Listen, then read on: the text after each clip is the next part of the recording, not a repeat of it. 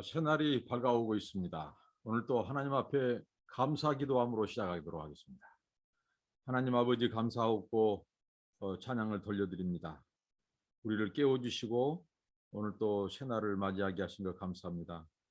하나님의 영광을 위하여 살게 해주시고 오늘 또 걸음걸음을 인도하옵소서. 예수님의 이름으로 기도합니다. 아멘. 찬송가 433장입니다. 귀하신 주여 날 붙드사.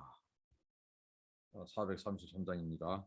귀하신 주여 날 보두사 주께로 날마다 더 가까이 저 하늘나라 나 올라가 고주의 품 안에 늘 안기요 영생의 복 받기 원합니다.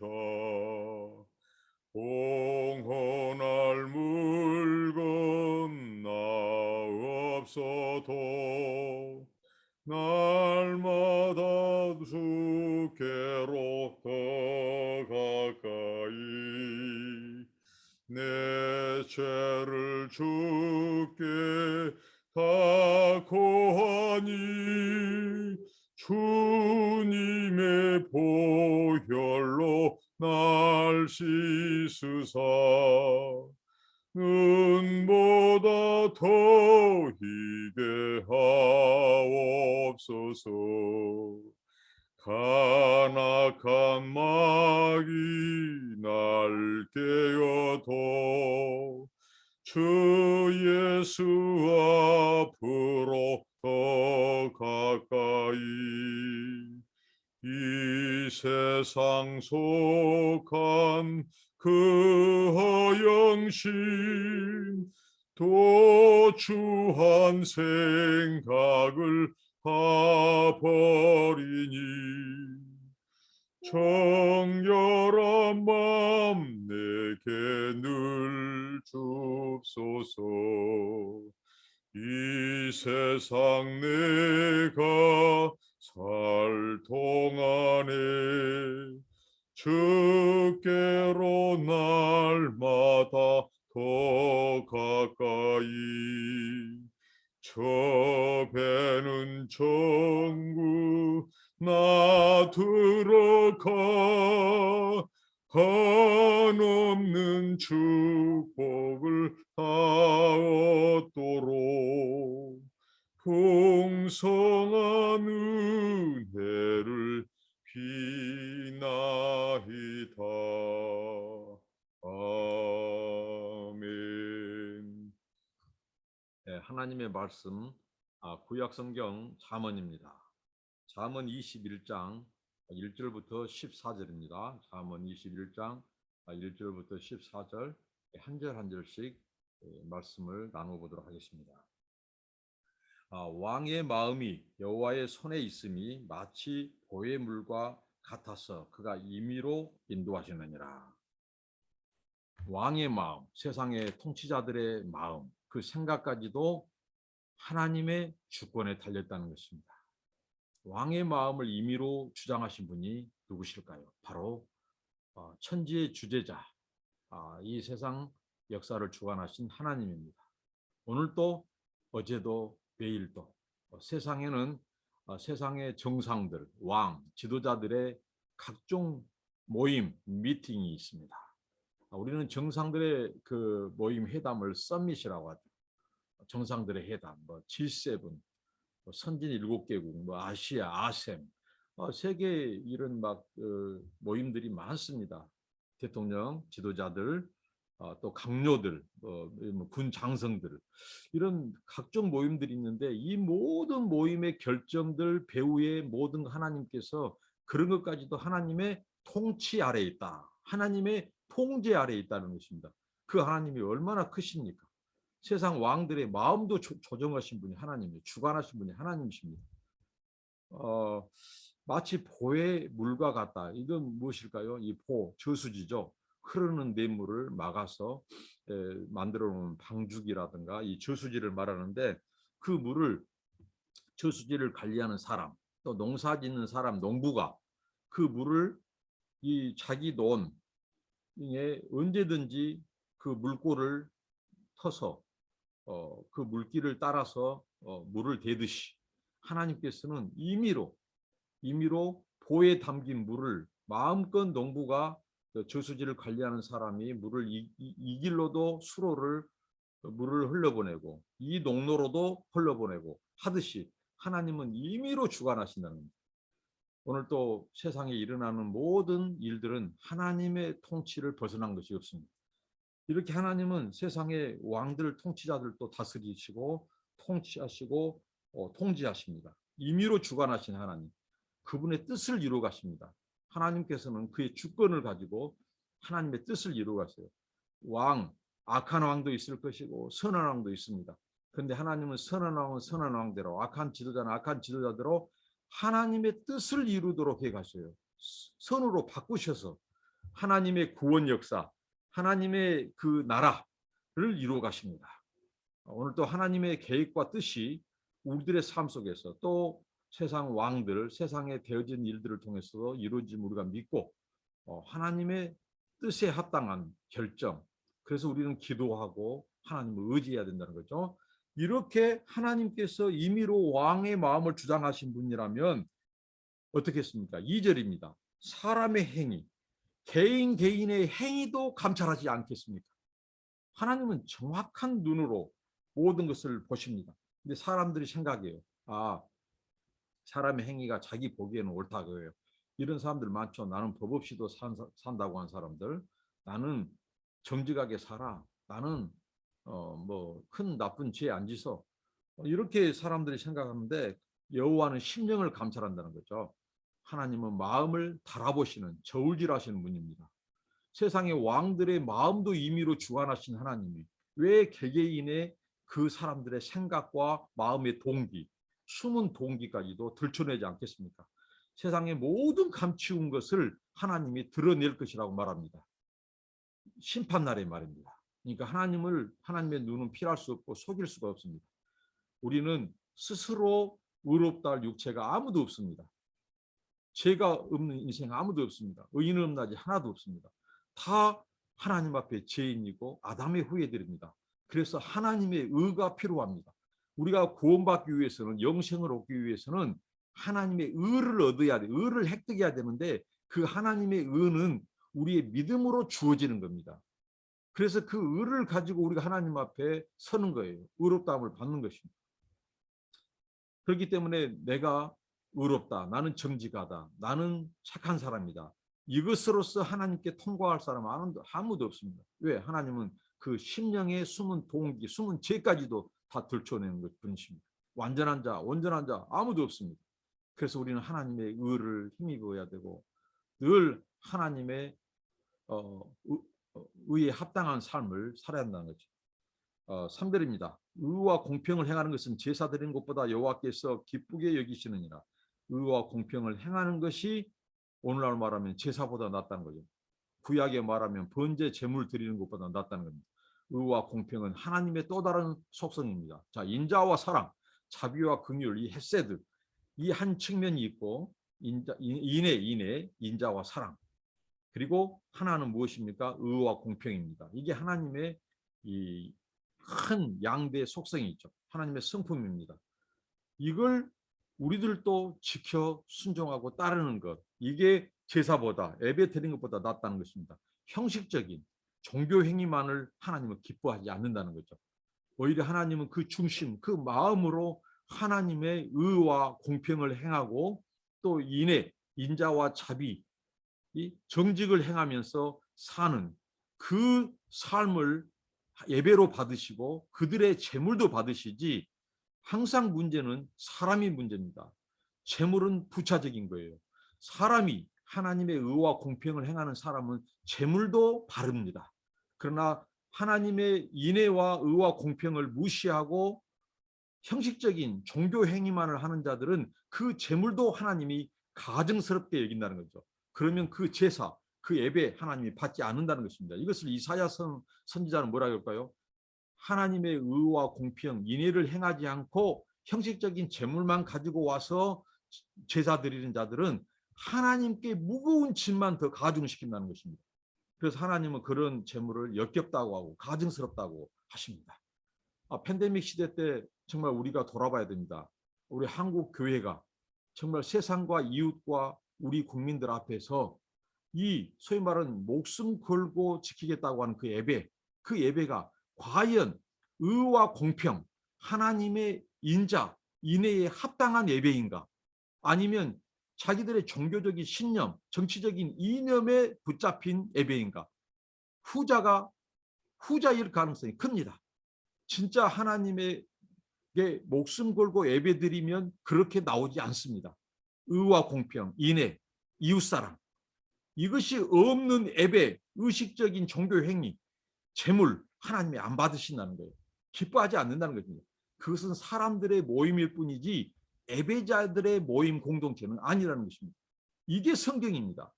이게 성경의 신앙의 상식이고 이게 또 세상의 인간됨의 도리이기도 합니다. 정말 하나님의 말씀은 정확해요. 시시비비를 분명히 말씀해 줍니다. 정말 우리는 인애, 하나님을 몰라도 너무 몰라요. 하나님은 인애, 또 의와 공평을 그런 자들의 제사, 예배를 받으시지 그것을 배제하고 그것은 종교적인 행위예요. 하나님에 대한 마음, 그분에 대한 말씀의 순종이 없이 얼마든지 종교 허례 허식은 할 수 있다는 거예요.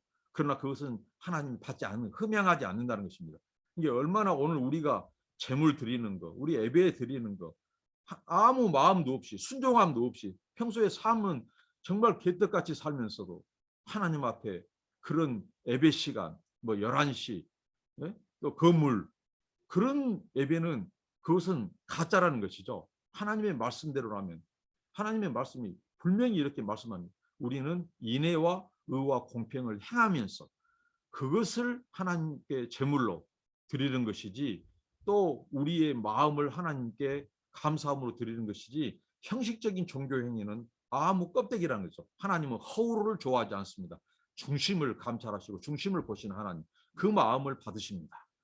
4절입니다. 눈이 높은 것과 마음이 교만한 것과 악인의 형통한 것은 다 죄니라. 눈이 높은 것, 마음이 교만한 것. 자, 교만.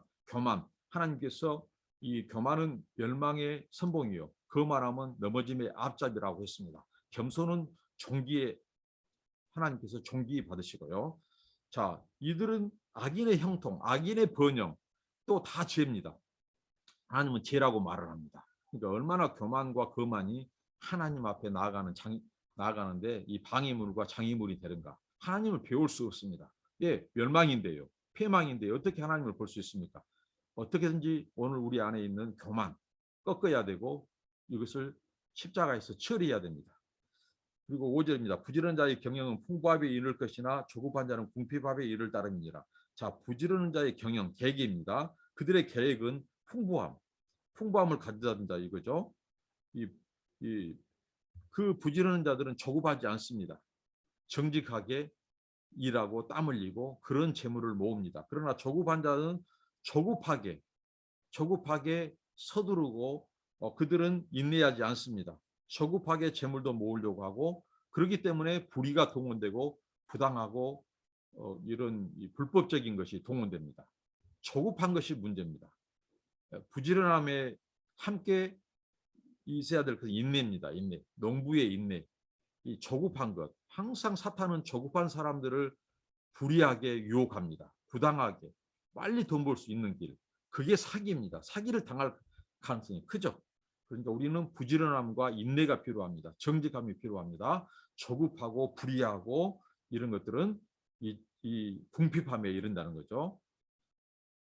6절입니다. 속이는 말로 재물을 모으는 것은 죽음을 구하는 것이라 곧 불려다니는 안개니라. 자, 속이는 말로 재물을 모으는 것. 오늘 우리 세태를 꼬집습니다.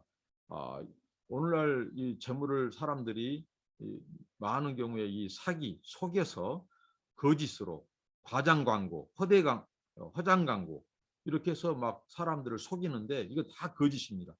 거짓은 거짓 증인이든 거짓 말이든 거짓 광고든 다 거짓은 사단에게 속한 거예요. 이것은 하나님의 진노와 심판 아래 있습니다. 거짓은 입 밖에도 내서는 안 된다는 거죠. 하나님께서 이런 재물을 죽음을 구하는 것이다. 이 죽음을 찾는 것이라는 거죠. 그리고 불려다니는 안개다. 이것은 물안개와도 같습니다. 이것은 이 몰려다니는 안개, 몰려다니는 증기와도 같습니다. 이것은 허무하게 사라져 버린다는 거죠. 그런 재물, 헛되게 빨리 조급해서 부당하게 거짓말로 모으는 재물은 빨리 흩어지고 사라져 버린다는 것입니다. 안개처럼 사라진 것입니다. 또 성경에 보면 이 안개처럼 사라지게 하는 것도 하나님의 심판적인 표현을 쓸 때도 썼습니다. 이것은 뭐 하나님이 기뻐하지 않는 것은 그 속이는 재물뿐만 아니라 그 속이는 사람도 함께 사라집니다. 하나님의 심판 앞에 사라집니다. 7절입니다. 악인의 강포, 악인의 이 난폭함, 이 폭력은 자기를 소멸하다니 이는 공의 행하기를 싫어함이니라. 악인들이 폭력을 행하고 난폭하고 말이 거칠고 마음이 거칠고 하는 것은 무엇일까요? 하나님의 공의를 그 마음에 두지 않기 때문입니다. 하나님 두려워하지 않기 때문입니다. 하나님을 의식하지 않기 때문입니다. 그래서 그들은 난폭하게 말하고 행동합니다. 공의 행하기를 싫어합니다. 그들은 불의 행하기를 좋아합니다. 의인들은 의를 행하기를 좋아하고 불의를 싫어합니다. 그렇기 때문에 그들은 이 폭력이 아니라 온유와 겸손입니다. 하나님께서는 그들을 사랑하시고 그들에게 은혜를 베푸신다고 말합니다. 그러니까 악인의 강포는 자기를 소멸하게, 자기를 파멸의 길로 이끈다는 것입니다. 오늘 우리는 그리스도인으로서 우리의 말, 또 우리의 삶, 행동에서 얼마나 공의를 사랑하고 공의를 좋아하고 또 의로움을 행하는가 돌이켜봐야 한다는 거죠. 오늘 우리 안에 불의한 요소, 불의한 생각, 불의한 행동은 없는가? 타협하는 것은 없는가? 하나님은 얼마나 이 공의를 행하는 자를 기뻐하시고 찾고 계신다는 거죠.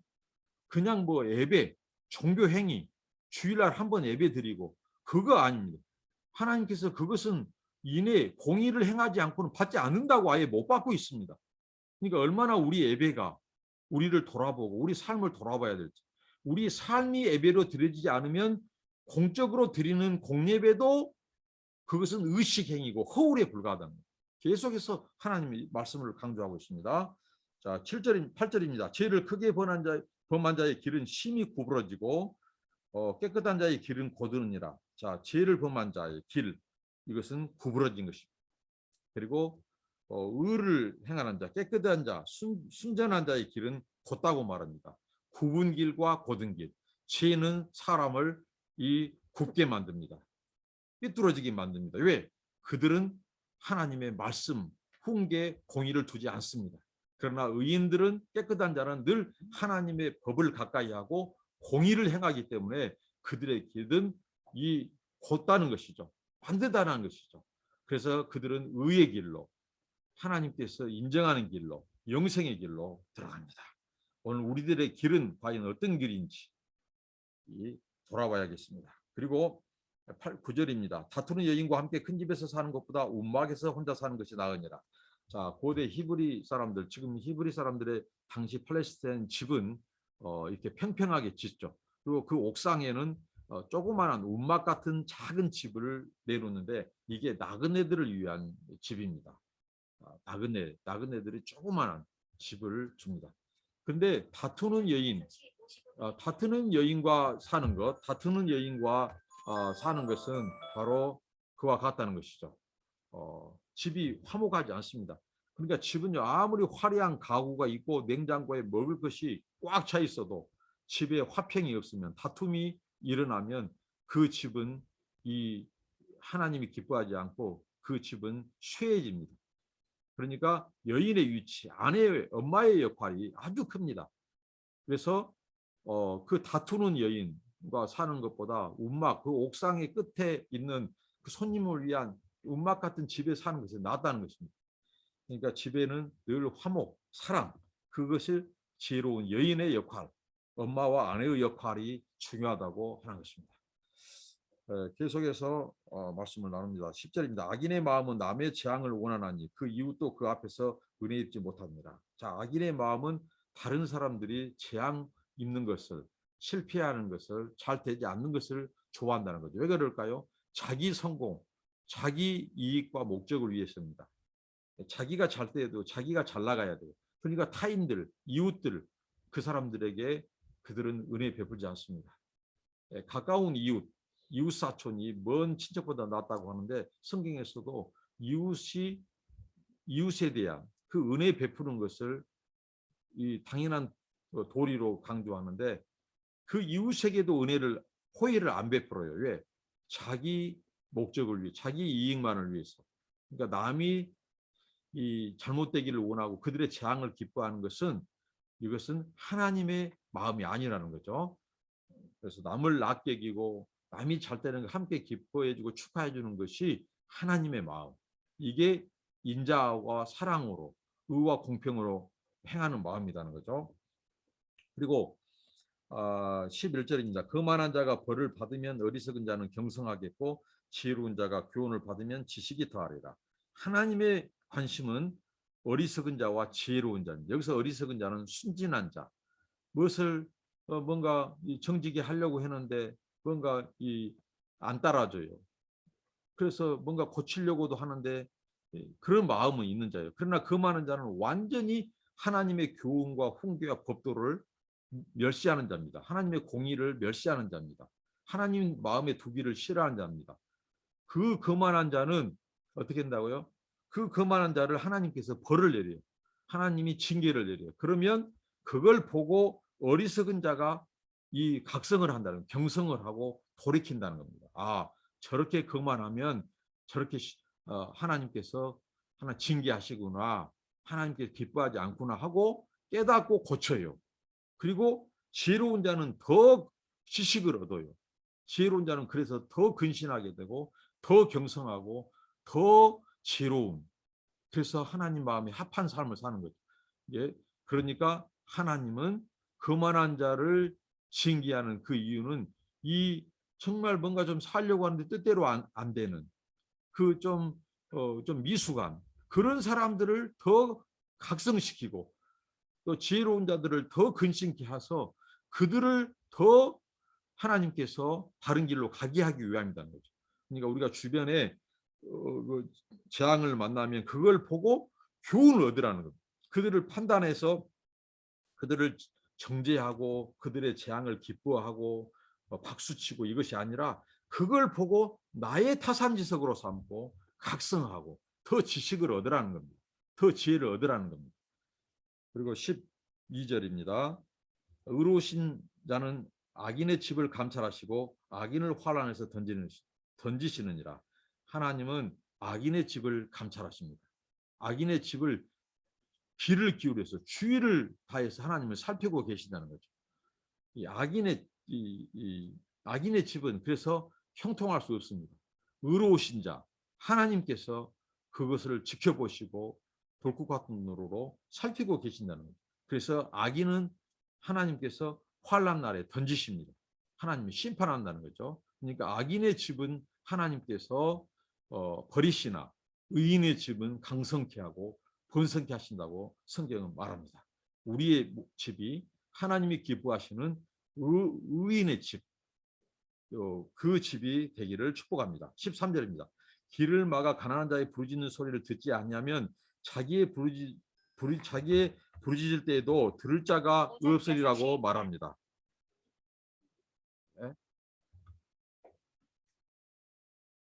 네, 가난한 자의 부르짖는 소리, 그들의 도움을 요청하는 소리를 길을 막으면 이제 그 사람도 궁지에 모일 때가 있어요.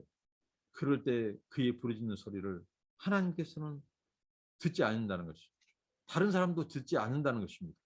그러니까 주변에 나에게 도움을 요청하는 소리, 그때 그들의 소리에 귀를 기울이고 그들에게 도움이 손길이 되어주는 것, 특히 가난한 자, 힘없는 자, 연약하고 소외된 자, 이들의 친구가 되어주는 것, 그리의 도움을 청할 때 그들의 가까이 가서 귀를 기울여주는 것은 하나님을 꾸어주는 거예요. 하나님께 꾸어주는 것이고 나중에 내가 도움을 요청할 때 하나님은 1순위로 그런 소리를 들으시고 하나님을 도와주신다는 거예요. 다른 사람들도 도와준다는 겁니다. 이게 하나님의 마음입니다. 우리 주변에서 우리에게 도움을 요청하는 그 가난한 자, 힘없는 자들이 누구인지 어떤 자들인지 우리 주변을 살피고 그게 의와 공평으로 행하는 겁니다. 그리고 인애로 행하는 겁니다. 그래서 하나님의 공의는 이런 가난한 자, 억울한 자, 힘 없는 자들에 대한 그 하나님께서 이 국가나 정부에게 이것을 맡기셨어요. 이것을 행하는 자가 의와 공평으로 공평을 사랑하신 하나님을 만날 수 있고 배울 수 있다는 겁니다. 우리 개인의 주변에 뿐만 아니라 국가는 정부대로 이런 힘없는 자, 가난한 자, 소외된 자, 서민들, 노인들, 장애인들 이들을 부지런히 살피고 그들을 위한 법을 개발하고 정책을 펼치는 것은 하나님을 기쁘시게 되는 것입니다. 그리고 14절입니다. 은밀한 선물은 노를 시게 하고 품의 뇌물은 맹렬한 부를 그치게 하느니라. 자, 은밀한 선물, 선물인데도 은밀한 선물. 그러니까 조금 그 마음이 들어간. 그런데 이것은 이 말씀은 인정하는 것이 아니라 이 뇌물을 인정하는 것이 아니라 세태를 하나님께서 그대로 드러내고 있습니다. 세상은 이런다는 것입니다. 촌지 같은 좀 의도성이 있는 이런 선물, 이것은 선물을 넘어가는 뇌물에 가깝습니다. 또 뇌물은 이제 왜곡시키죠. 재판을 왜곡시키는 거예요. 하나님의 공의와 하나님의 이 공법을 무너뜨린 것입니다. 이것은 하나님의 나라에 대한 도전이고 시민사회, 시민국가를 세우지 못하는 것이죠. 그러니까 뇌물은 성경이 금하고 있습니다. 그런데 세상은 이런 풍조다는 거죠. 이 뇌물을 인정하지 않습니다. 그래서 맹렬한 분노도 시게 하고 사람들의 노를 누그러뜨린다는 그런 효과가 있습니다. 그래서 하나님은 그 뇌물, 이 비밀한 선물 이런 것들을 선물은 존경한 마음을 담은 사심 없는 그런 마음 정도를 표현하는 것이 선물이지 벌써 사심이 들어가고 노를 시기하고 맹렬한 분노를 꺾어버리고 재판을 굽게 하는 것은 뇌물입니다. 선물도 급이 있습니다. 선물이 뭐 어떤 거죠?